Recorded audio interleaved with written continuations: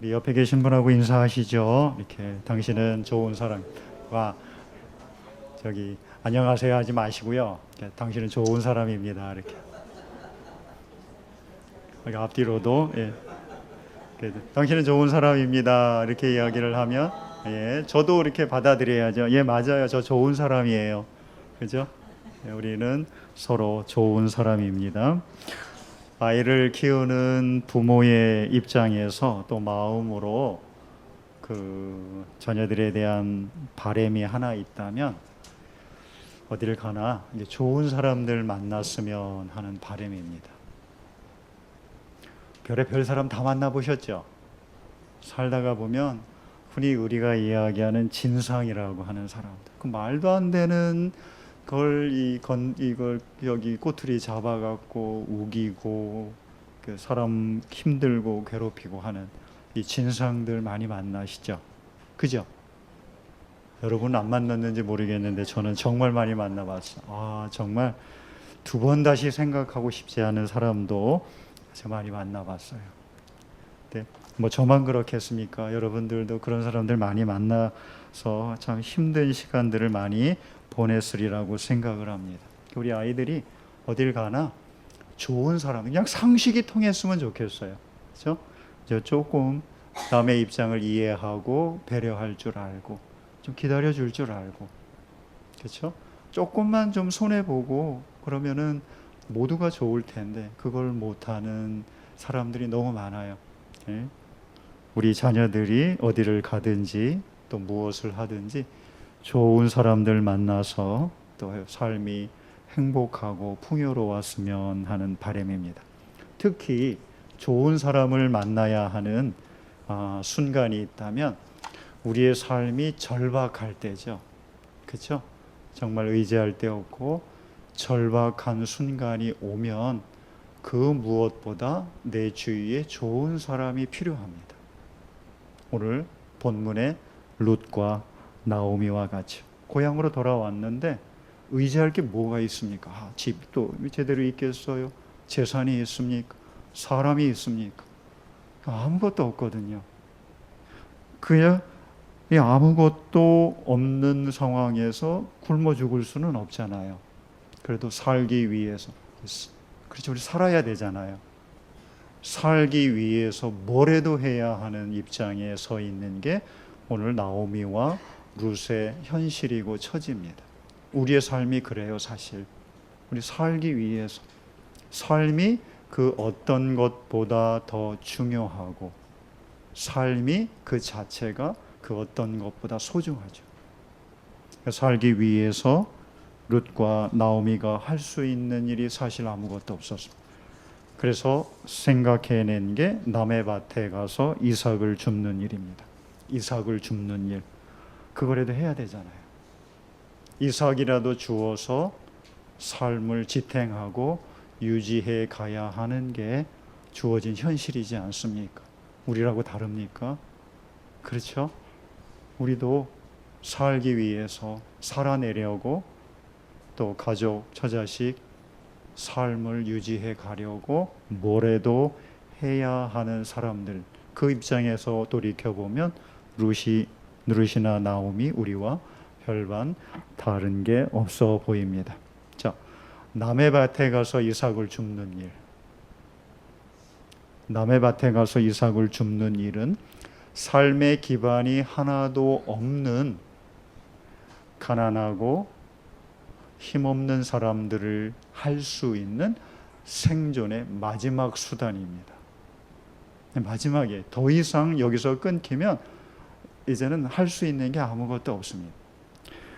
그래서 하나님께서 이렇게 힘없이 삶의 기반이 아무것도 없는 이 사람들을 위하여 만들어 놓은 마지막 생존 수단이 남의 밭에 가서 이삭을 줍는 것을 제도적으로 보장해 주셨습니다. 레위기 19장 9절 10절을 보면 이렇게 기록되어 있습니다. 너희가 너희의 땅에서 곡식을 거둘 때에 너는 밭 모퉁이까지 다 거두지 말고 내 떨어진 이삭도 줍지 말며 내 포도원의 열매를 다 따지 말며 내 포도원에 떨어진 열매도 줍지 말고 가난한 사람과 거류민을 위하여 버려두라. 나는 너희의 하나님 여호와이니라. 하나님이 그렇게 만들어 놓으셨어요.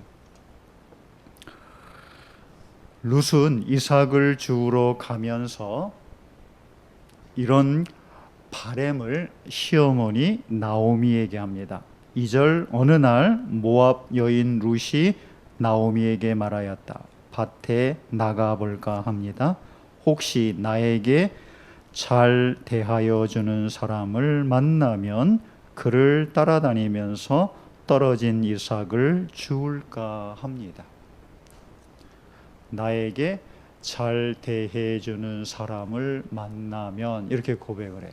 근데 개역 개정에서는 뭐라고 어떻게 번역을 했냐 하면 내가 누구에게 은혜를 입으면 이럽니다. 그냥 잘 대해 주는 사람, 좋은 성품이 좋아서 마음씨 좋아서 그냥 그래 뭐 이렇게 잘 대해 주는 그런 의미가 아니라 룻이 남의 밭에 가서 이삭을 줍기 전에 가졌던 마음은 내가 할 수 있는 일이 이제 아무것도 없고 마지막 남은 게 이삭을 줍는 일인데 그 이삭 줍는 일을 허락해 줘야만 내가 살지.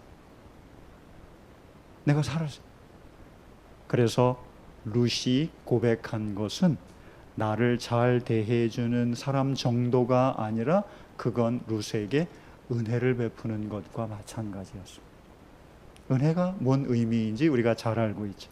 받을 자격이 없고 능력도 없고 그럴 만한 환경 조건이 아무것도 없는데 그래서 누군가 호의를 베풀어야만 내 삶이 감당될 수 있을 때 주어지는 요 배려, 요 호의, 요 사랑, 이게 은혜지 않습니까?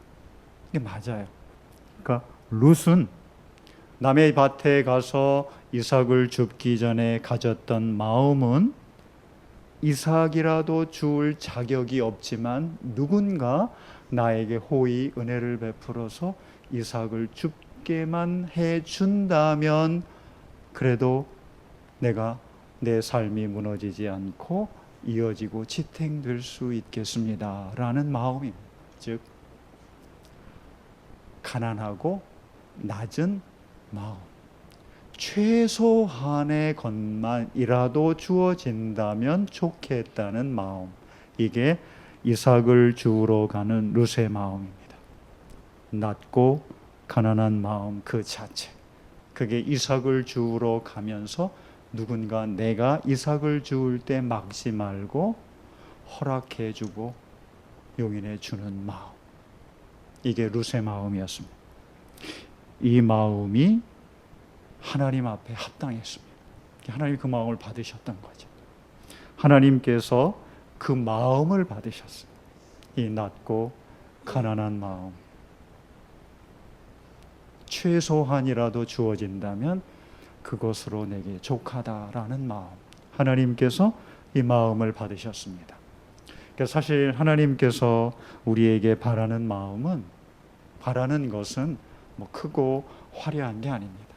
이 상한 마음, 낮고 가난한 마음, 최소한이라도 나를 받아줄 수 있으면 좋겠다는 이 마음, 하나님이 이 마음을 우리에게 원하고 바라십니다.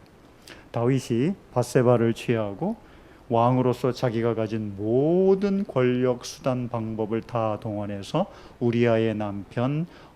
밧세바의 남편 우리아를 교살합니다. 아주 나쁜 짓이죠. 교살한. 그리고 그걸 덮어버리려 했습니다. 근데 하나님이 이런 다윗의 마음과 행위를 아시고 선지자 나단을 보냅니다. 나단을 보내서 다윗의 죄를 지적을 합니다. 그 지적을 받은 다윗이 그 자리에서 무릎을 꿇고 회개합니다. 회개하면서 지은 시가 시편 51편입니다. 시편 51편 16절 17절에 보면 다윗이 알았습니다. 하나님이 어떤 사람을 받는지, 어떤 제사와 예배를 받는지 다윗이 알고 이렇게 고백을 합니다. 주께서는 제사를 기뻐하지 아니하시나니 그렇지 아니하면 내가 드렸을 것이라. 주는 번제를 기뻐하지 아니하시나이다. 하나님께서 구하시는 제사는 상한 심령이라. 하나님이여 상하고 통회하는 마음을 주께서 멸시하지 아니하시리이다. 하나님이 정말 우리에게 받고 싶은 건 이 상한 마음, 낮고 가난한 마음. 최소한이라도 나에게 허락한다면 그것으로도 감사해 할 줄 아는 마음. 이 마음을 하나님께서 받기를 원하십니다. 자, 하나님께서 이 룻의 마음을 받으셨습니다. 받으셔서 이제 무너지고 깨지고 다 사라지고 텅 비어버린 나오미 룻의 마음과 그의 삶을 이제 회복을 해야 되죠. 이제 회복하기 시작합니다. 그런데 중요한 건 나오미와 룻 두 사람의 힘과 능력으로는 자기의 무너진 삶과 텅 빈 마음을 회복하고 채울 수 있는 힘이 없다는 데 있습니다. 우리도 마찬가지입니다. 우리 스스로 우리에게 무너진 우리의 마음과 삶, 텅 빈 우리의 마음 삶을 우리 스스로 힘으로 우리가 채울 수가 없습니다. 회복할 수가 없습니다. 할 수 있으면 우리가 다 하죠. 하나님 뭔 필요가 있습니까? 우리 스스로 할 수 없기 때문에 하나님께서 필요한 거. 하나님은 사람을 준비시켜서 그 일들을 이루어 가십니다. 하나님께서 이 낮고 가난하고 상처 입은 룻의 마음을 받으셔서 정말 좋은 사람, 자기를 잘 대해줄 수 있는 사람, 은혜를 베풀 수 있는 사람. 그래서 이제 자신의 현재와 앞으로 미래까지도 바꿀 수 있는 사람, 그 사람을 준비하시고 그 사람에게로 룻을 인도해 가십니다. 그가 보았습니다. 요즘 신방 중에 있잖아요. 이제 신방을 가면 우리 성도들하고 만나서 뭐 차도 마시고 같이 식사도 하고 이런저런 얘기들을 많이 해요. 많이 하면서 이야기를 많이 듣는데, 이야기를 들으면서 우리 성도들로부터 제가 느낀 건 많지 않아요. 저는 낮고 가난하고 이 깨진 마음들이라는 거죠. 삶의 이런저런 힘든 면들 때문에 또 이 교회의 힘든 시간들을 지내오면서 가졌던 이 상한 마음들이죠. 큰 게 없더라고요. 바라는 게 교회가 화목했으면, 교회 오는 일 발걸음이 가볍고 즐거웠으면, 사람들을 만나는 일이 그렇게 행복했으면, 아주 작고 소박한 마음들이죠.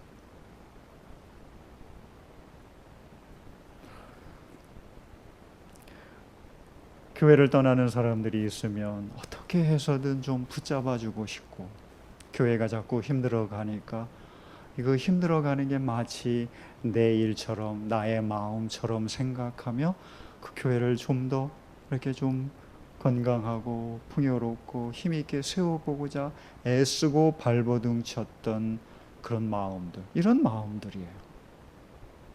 하나같이 다 그런 마음들을 가지고 있었고, 그 힘들고 어려운 시간들을 견디고 이겨내 왔더라고요.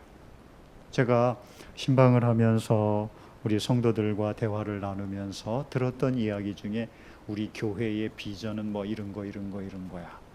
이렇게 교회가 이렇게 되고 뭐 큰 일을 해야 되고 뭐 그런 얘기 하시는 분 한 번도 못 봤어요. 그러니까 내심 제 마음이 얼마나 좋았는지 몰라요. 크고 화려한 멋진 미래의 꿈과 비전보다 사실은 우리의 상한 마음, 이 낮은 마음, 이 상처 입은 마음을 갖고 이 하나님을 찾듯이 이삭을 줍는 마음을 가지고 있다면 하나님께서 우리를 회복시키실 거라는 믿음의 확신이 있기 때문입니다. 예? 아니 크고 화려하고 그렇죠? 꽉 찬 멋진 게 우리 안에 있으면 하나님이 채울 게 없잖아요. 이미 다 차 있는데. 근데 우리는 텅 비어 있고 상한 마음에 가난한 심령이니 하나님께서 앞으로 채우실 일들이 기대가 되고 하나님께서 우리의 삶을 풍요롭게 평안과 기쁨으로 채우실 것에 대한 기대감, 소망이 생기는 겁니다. 우리 성도들의 마음이나 룻의 마음이나 하나님이 기대하고 바라는 마음이나 다 똑같다는 것을 보게 됩니다. 룻이 마지막 생존 수단인 이삭을 줍는 일을 막지 않을 사람을 만났으면 하는 그 가난하고 절박한 마음이 바로 우리의 마음들이고 이 교회의 마음이고 하나님께서 우리의 마음을, 우리의 삶을, 이 교회를 풍요로움과 기쁨, 소망으로 가득 채워 가실 줄로 믿습니다. 다만 딱 한 가지만 우리가 함께 기억했으면 합니다. 그건 우리가 가졌던 이 가난하고 낮은 마음, 상처 입은 마음을 잃지 않고 우리 마음속 깊이 새기고 평생을 살아가는 동안 그 마음을 지켜간다면 우리 평생에 하나님 앞에 설 때까지 우리는 하나님께서 이루시는 회복의 은혜, 채움의 은혜와 복을 계속 누리며 살 수 있다는 확신입니다. 우리 잊지 마십시다. 우리 가난한 마음, 이 상처 입은 마음, 이 낮고 가난한 마음, 요거만 우리가 잃지 않는다면 우리의 삶은 늘 하나님께서 베푸시는 회복과 채움의 삶이 될 줄로 믿습니다. 자, 이제 어떻게 그러면 하나님이 채우시냐? 사람을 만나야죠. 그렇죠? 사람을 만나서 사람을 통해서 하나님이 역사를 이루십니다. 이삭을 줍기 위해 은혜 베풀 사람, 자기를 잘 대해줄 사람 만나기를 간절히 바랬던 이 룻이 밖으로 나가서 이삭을 줍기 위해 찾아간 밭이 보아스의 밭이었습니다. 보아스는 나오미의 남편 엘리멜렉의 한 집안 사람 친족이었습니다. 친족이라는 말, 이게 룻기 뒷부분에 가면 얼마나 큰 결정적인 회복의 단서가 되는지 이제 또 보시면 됩니다. 근데 오늘 본문을 보니까 우연히도 보아스의 밭으로 갔다. 세상에 우연이 없습니다. 우연히 간 게 아니에요. 하나님께서 보이지는 않고 우리가 손으로 잡을 수는 없지만 그 하나님이 뒤에서 모든 것을 다 조율하셨기 때문에 룻이 찾아간 밭이 보아스의 밭이었습니다. 우연은 없습니다. 그냥 이루어지는 일은 없습니다. 그렇게 하나님이 그냥 내팽겨치듯이 우연에 맡겨서 우리 자기 백성들 또 이 세상을 이끌어 가시는 분이 아닙니다. 세밀하게 계획하시고 세밀하게 준비하셔서 세밀하게 하나하나 이루어 가시는 분, 그게 우리가 믿는 하나님입니다. 우연이 없어요? 우연이 없습니다.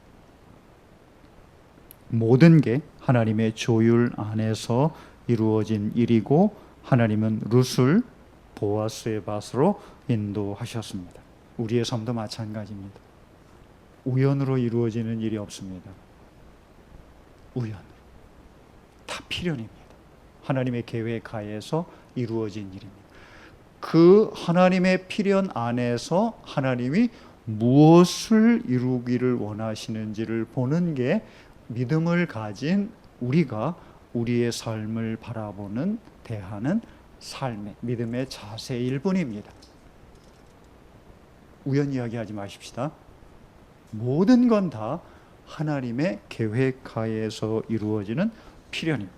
자, 엘리멜렉의 친족인 이 보아스가 어떤 사람인지에 대해서 오늘 본문 1절이 이렇게 증언합니다. 나오미에게는 남편 쪽으로 친족이 한 사람이 있었다. 그는 엘리멜렉과 지방간으로서 재력이 있는 사람이었다. 그의 이름은 보아스이다. 재력이 있는 사람. 이제 재력이 있는 사람이죠. 재력이. 근데 우리 새번역은 재력이 있는 사람으로 번역을 했는데 개역 개정은 어떻게 번역을 했냐면 나오미의 남편 엘리멜렉의 친족으로 유력한 자가 있었으니 그의 이름은 보아스. 유력한 자. 재력이 있는 것과 이제 유력한 것과 이제 뜻의 이제 뉘앙스가 좀 다르죠. 그러니까 재력이 있다 하면은 우리가 뭘 생각을 해요? 돈 많다는 얘기를 하죠. 그죠? 귀가 번쩍 뜨이시죠. 재력이 있다. 그거는 경제적인 능력이 있다. 이제 이런 의미이고 유력한이라고 우리가 들었을 때에는 사회적 지위가 있고 영향력이 있는 사람. 그죠? 그래. 요 유력한 혹은 재력이 있는 말이 원래는 무슨 뜻이냐면 그 의미가 엄청 넓어요. 깊고. 그래서 재력이 경제적인 능력이 있는 의미도 물론 있고 사회적 지위가 높아서 영향력과 힘이 있는 모습 또는 인격적으로 매우 성숙하여 사람들에게 깊은 영향력을 준 심적인 삶에 영향력을 줄 수 있는 또 가치 있는 혹은 아주 탁월하고 뛰어난 이런 아주 다양한 의미가 있는 말이 이 유력한 혹은 재력이 있는 사람으로 번역된 말입니다. 자, 그래서 오늘 이 보아스를 좀 이해하기 위해서 오늘은 유력한이라는 말을 가지고 한번 살펴보도록 하겠습니다. 보아스는 유력한 사람입니다. 경제적으로 능력도 있고 사회적 지위도 있어서 영향력을 미칠 수 있는 사람입니다. 보아스는 영향력이 있어서 다른 사람에게 또는 그 삶에 어떤 아주 큰 영향력을 줄 수 있는 사람, 그게 유력한 보아스의 모습입니다. 자, 이 유력한 보아스가 자신의 유력함을 어떻게 보여주는지 우리가 오늘 읽은 본문 속에서 드러납니다. 이게 보아스의 유력한 모습입니다. 자, 보아스가 어떻게 룻을 대하느냐 하면 일단 룻을 봅니다. 룻을 보는데 이런저런 말을 하지 않아요. 저 소녀가, 저 나낙네가 누구죠? 자기 밭에서 일하는 일꾼들에게 물으니까 일꾼들이 저 모압에서 돌아온 여인입니다. 아침에 와서는 잠시 쉰 것 외에는 하루 종일 저렇게 서 있습니다. 그 이야기를 들은 이 보아스가 룻을 부릅니다. 그리고 다른 밭으로 가지 말아요. 다른 밭으로 가지 말고 여기에서 곡식을 추수하는 일꾼들이 가면 바로 그 뒤를 따라다니면서 이삭을 주우세요. 왜? 뒤에 가면은 다른 사람 다 주워 가잖아요. 그러니까 추수하는 일꾼들 추수 끝나 바로 그 뒤를 따라가면서 이삭을 줍도록 배려를 해줍니다. 그뿐 아니죠. 내가 여기서 일하는 소년들에게 당신은 절대 건드리지 못하게 괴롭히지 못하게 조치를 취해놨으니까 아무 걱정하지 마. 편안하게 여기에서 이삭을 줍다 가요. 그리고요 일하다가 힘들잖아요. 그러면 저기 물 많이 떠다 놨으니까 언제든지 가서 그 물 마시면서 쉬었다가 힘들면 쉬었다가 그리고 계속 이삭을 줍도록 해요. 라고 보아스가 룻을 위해서 자기가 할 수 있는 최대한의 배려를 다 해줍니다. 룻은 최소한을 기대하고 이삭을 주우러 나왔지만 그가 만난 보아스를 통해 룻은 최대한의 배려를 받습니다. 그럼 됐죠? 뭘 더 기대하겠습니까? 이게 하나님께서 하시는 일입니다. 왜 우리가 하나님이 필요한지, 낮고 가난하고 상처 입은 마음으로 우리의 삶, 하나님을 바라봐야 하는 이유가 여기에 있습니다. 낮고 가난하고 상처 입은 마음으로 하나님 바라보며 우리의 삶의 자리를 세우기 나아간다면 하나님께서 우리에게 최대한으로 우리의 빈 마음, 삶을 채워주신다는 것을 보아스를 통해서 우리가 분명히 볼 수 있습니다. 이 보아스의 유력한 모습은 이런 모습에서 드러납니다. 제가 목사잖아요. 목사에 대해서 어떻게 생각하는지, 목사이기 때문에 성도들로부터 신뢰를 받고, 목사이기 때문에 성도들이나 사람들로부터 존경을 받고, 그거 아니죠. 그거 아니에요. 그런 시대는 이제 끝났습니다. 목사이기 때문에 당연히 존중받고, 존경받고, 인정받고, 신뢰받고, 그렇지 않아요. 목사이기 때문이 아니라 어떤 목사이느냐에 따라서 그게 결정되는 거죠. 중요한 건 무엇을, 재력이 많기 때문이 아니라, 경제적인 능력이 있기 때문이 아니라, 사회적 지위가 높기 때문이 아니라, 영향력, 힘이, 파워가 있기 때문이 아니라, 정치적인 힘이 있기 때문이 아니라, 그가 어떤 모습으로 어떤 삶을 살고 있느냐가 결정하는 거죠. 매우 중요하죠. 무엇을 하느냐가 아니라 어떤 모습으로, 어떤 삶의 가치관을 갖고 어떻게 살아가느냐, 이게 우리의 가치를 결정합니다. 그래서 보아스는 재력이 있는 사람, 영향력이 있는 사람, 사회적 지위가 높은 사람, 파워가 있는 사람, 한 사람의 생명을 좌지우지할 수 있는 사람, 그 사람이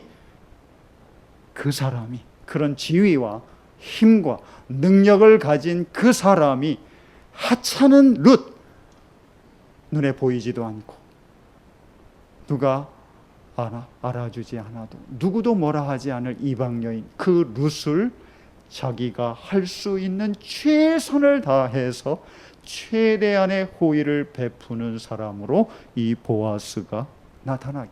그래서 그를 성경은 유력한 사람, 뛰어나고 탁월한 사람, 가치 있는 사람, 능력이 있는 사람으로 그렇게 말하고 있습니다. 그러면 목사님, 그러면 그렇게 경제적으로 능력이 있고 사회적 지위가 높고 힘이 있는 사람만 유력한 일들을 해야 할 수 있는 거 아닙니까? 우리처럼 평범하기 이를 데 없나? 사람들은 유력한 이라는 평가를 받지 못하지 않습니까? 안 그래요. 룻기 3장에 가면 보아스가 룻을 이렇게 평가를 합니다. 3장 11절, 이제부터는 걱정하지 마시오. 룻, 그대가 바라는 것이라면 무엇이든지 다 들어주겠소. 그대가 정숙한 여인이라는 것을 온 마을 사람들이 다 알고 있어. 정숙한 여인으로 번역을 했죠. 개역 개정에서는 뭐라고 하냐면 현숙한 여인이죠. 이게 정숙한 여인 하면은 그냥 몸가짐이 좀 잘 돼 있는 그런 여인처럼 느낌이 오잖아요. 근데 현숙한 여인은 어떻게 해요? 그 의미가 훨씬 더 풍부해지죠. 그죠? 근데 이 정숙한 여인 혹은 현숙한 여인으로 번역한 요 말이 오늘 보아스를 향하여 유력한이라고 번역한 그 단어와 똑같습니다. 똑같은데 문맥에 따라서, 상황에 따라서 달리 번역을 했을 뿐입니다. 그러면 도대체 왜 룻을 현숙한 여인으로 봤을까요? 왜 유력한 여인으로 룻을 평가를 했습니까? 보아스. 그거는 룻이 시어머니 나오미를 위해서 어떤 삶의 선택을 했는지를 보면 알 수 있죠. 룻은 경제적인 능력도 없습니다. 룻은 사회적 지위가 높은 것도 아닙니다. 룻은 여인입니다. 그 당시의 여인은 재산 중에 하나처럼 여겨지던, 아무것도 영향력 있고 힘을 할 수 있는 사람이 위치도 아닌, 조건도 없습니다. 그러나 룻은 자기에게 주어진 현실에서 자기가 할 수 있는 유력한 일들을 했습니다. 자기보다 더 힘들고 연약한 늙은 나오미를 위해서 자기가 할 수 있는 최소한의 희생과 헌신, 책임을 다했습니다. 그 모습이나 보아스가 자기가 가진 능력과 위치, 영향력으로 했던 일이나 똑같은 거예요. 그러고 보면 보아스가 유력했던 모습이나 룻이 유력했던 모습, 우리도 유력한 믿음의 삶을 살 수 있습니다. 우리도 유력한 사람이 될 수 있습니다. 왜요? 우리도 할 수 있는 게 많이 있어요. 뭘 가졌기 때문에 하는 게 아닙니다. 내가 높은 지위에 있기 때문에 하는 것도 아니고, 내가 할 수 있는, 내게 주어진 현실에서 이삭을 줍는 현실, 이삭을 주어야만 하는 현실, 그리고 이삭을 주우러 나아가면서 가졌던 낮고 가난하고 상처 입은 마음으로 내가 누군가를 향하여 눈길을 돌리고 위로할 줄 알며 내가 할 수 있는 작은 일이라도 도울 수 있다면, 우리는 보아스나 룻이나 우리나 똑같이 하나님 앞에서 유력한 사람의 믿음의 삶을 살아가는 사람들입니다. 우리는 유력한 사람들입니다. 우리 시은소교회 성도들, 우리가 무엇을 많이 가졌기 때문이 아니라, 사회적 지위가 높기 때문이 아니라, 우리가 이 낮고 가난한 마음으로 우리의 시선을, 우리의 마음을 옆에 있는 연약한 사람들을 향하여 돌릴 수 있다면 우리는 유력한 사람입니다. 하나님이 보시기에 좋은 사람들, 은혜를 베풀 수 있는 사람들, 가치 있는 사람들, 좀 더 직설적으로 변한 탁월한 사람들입니다. 저는 우리 시은소교회 모든 성도들이, 우리 교회가 그렇게 유력한 교회 될 수 있는 모든 조건과 자격을 갖추고 있다고 믿습니다. 우리 능히 그렇게 해낼 수 있습니다. 왜요? 이 어려운 시기를 보내면서 우리 성도들이 그렇게 낮고 가난한 마음 잃지 않고 힘들고 어려운 성도들의 마음을 헤아리려고 애쓰고 발버둥 쳤기 때문입니다. 자, 성도 여러분, 이제 우리에게 진짜 유력한 사람이 누구인지를 봐야 됩니다. 보아스, 룻, 이 사람들은 사실 엄밀히 이야기해서 진정한 유력한 사람이 아니라 유력한 분 하나님의 모형이고 그림자들입니다. 진짜 우리에게 유력한 분, 우리의 삶을 회복시키고 우리의 무너진 삶의 기반을 다시 제자리로 돌려놓을 수 있는 유일한 분은 우리 하나님입니다. 우리 하나님. 우리 하나님만 진정한 유력한 분입니다. 그 하나님의 마음을 담고 하나님의 마음, 하나님의 그 눈으로 서로를 바라보며 그 마음을 표현하고 드러냈던 사람들이 보아스고 룻이고 우리들인 겁니다. 우리의 무너진 삶을 다시 회복하고 우리의 텅 빈 마음, 삶을 다시 채우며 우리에게 기쁨과 소망을 다시 회복하실 수 있는 진정 유력한 분, 우리 하나님입니다. 그 하나님이 어떻게 우리에게 유력한 모습을 보여주셨는지는 그의 아들 예수 그리스도를 보면 분명히 합니다. 하나님의 아들 예수 그리스도, 세상의 주권자며 창조주며 모든 것의 주인이신 그 우리 주 예수 그리스도가 천하디 천한 우리보다 더 낮은 모습으로 이 땅에 오셨습니다. 오시면서 자기의 능력, 자기의 권세, 자기의 영향, 모든 것을 다 포기했습니다. 다 포기하고 인간보다 더 낮은 자리에 오셔서 낮은 우리를 회복하기 위해 죄의 저주 아래서 신음하는 우리의 고통스러운 삶을 다시 의롭고 거룩한 자리로 되돌리기 위해서 기꺼이 우리의 죄값을 대신 지불하고 치르셨습니다. 그 예수 그리스도 안에서 우리의 무너진 마음들, 삶들은 다시 회복되고 죄의 저주 아래서 신음하고 고통받는 이 땅에서의 모든 삶의 저주의 사슬을 다 끊어내고 다시 하나님의 거룩한 자녀의 자리로, 위치로 회복시키는 은혜를 우리가 받았습니다. 우리가 진정 자유를 누리는 것, 소망을 누리는 건 바로 이 유력한 우리 주 예수 그리스도의 희생과 헌신 때문입니다. 우리에게 진정한 유력한 분은 우리 예수님입니다. 우리 예수님.